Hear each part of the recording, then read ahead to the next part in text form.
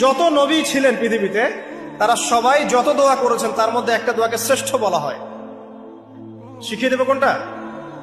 সেটা হলো লা ইলাহা ইল্লাল্লাহ ওয়াহদাহু লা শারীকা লাহ লাহুল মুলক ওয়া লাহুল হামদ ওয়া হুয়া আলা কুল্লি শাইইন কাদির।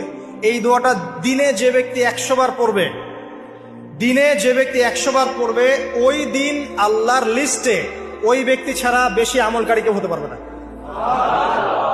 তবে সেই ব্যক্তি ব্যতীত যে এর চেয়ে বেশি পড়েছে, কেউ 200 300 500 পড়েছে, তখন সে বেশি র্যাঙ্কিংয়ে শীর্ষে চলে যাবে আর কি। মিনিমাম 100 বার।